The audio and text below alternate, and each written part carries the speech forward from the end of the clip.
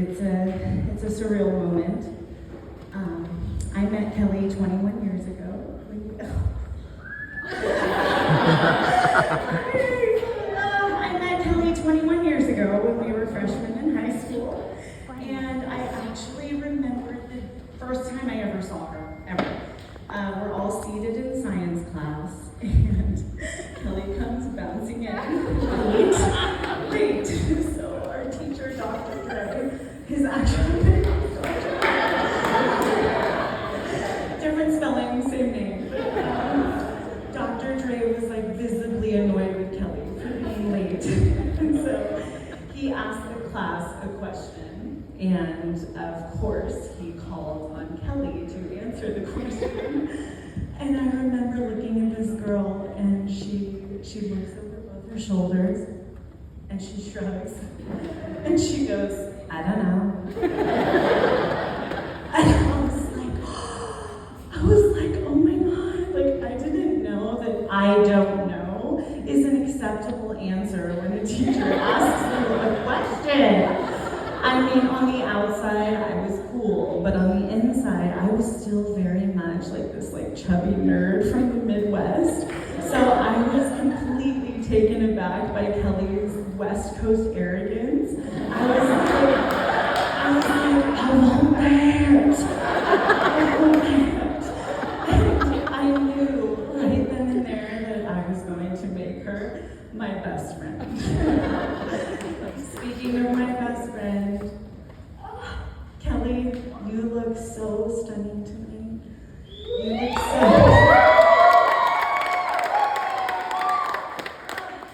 Kelly, you look so beautiful that you actually made Brendan look more handsome.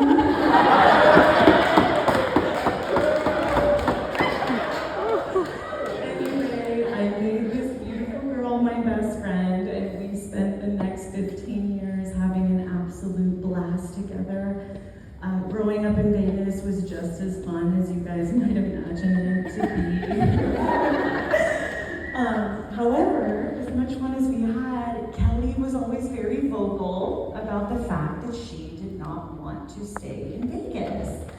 She always said that she didn't want to be in Vegas, and to be perfectly honest, I couldn't put my finger on it, but I agreed. There was something about her that she wasn't settled there. She wasn't fully herself there. She didn't quite fit in.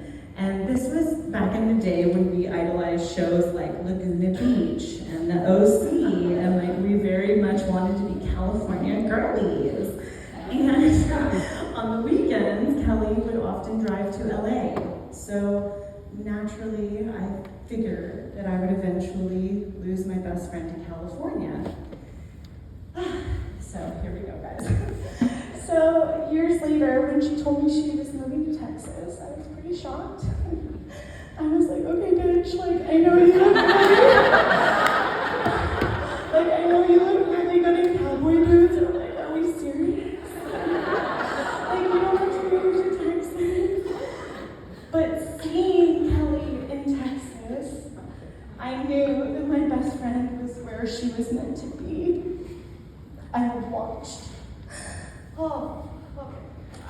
watched my best friend become who she was meant to be in Texas. And as soon as I saw the photos of her at UT games and golfing and at dog parks and going to the lake, I knew I was never getting her back.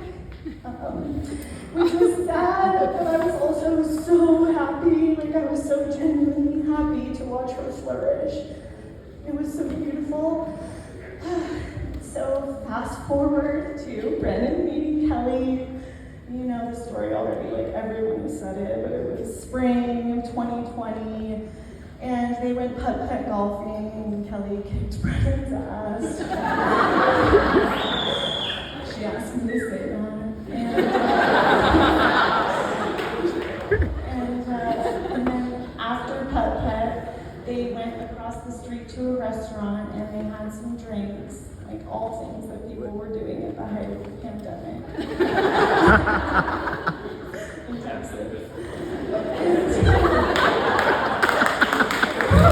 Woo! You're all jealous.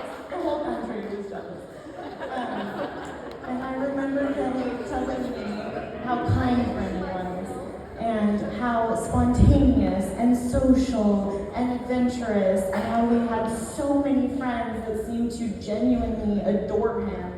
And I remember her telling me that she especially loved how much effort he would put into their dates. And it was like their second or third date. They went to Lady Bird Lake, and Brennan brought his golden retriever Donnie with him. And like, I don't know about you guys, but like when I saw Donnie, I was like, that's Kelly. And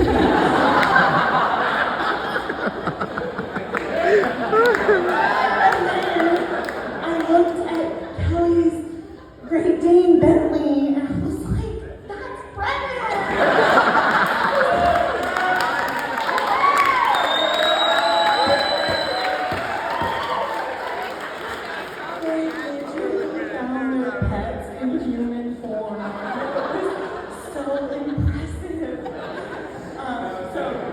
Months later, these two are already traveling together, so I knew it was getting serious. And by the end of the summer, Brennan's rock hard abs asked Kelly to be his girlfriend, and she said yes. And so a year later, the following August, Kelly brings Brennan to Vegas for the first time. And I'm so excited because I finally get to meet this man that I've only ever seen in photos. And for me, one of my markers of how healthy my friends' relationships are is how my friend behaves in front of their boyfriend. And let me tell you, that first trip to Vegas, Kelly was the same silly bitch that she has always been. And that was such a relief. It truly was such a relief, because prior to Brennan, I had never seen Kelly in a relationship where she shined so brightly.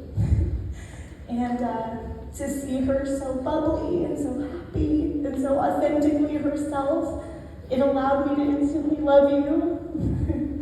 And there was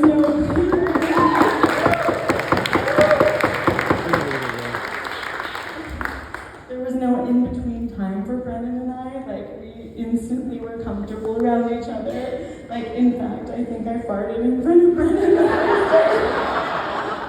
that I met him.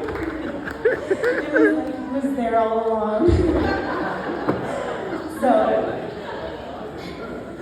I would like to end this speech with a toast to Brennan. You have made my best friend whole.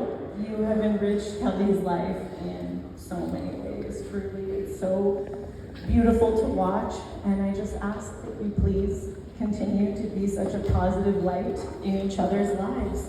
That's it. I love you.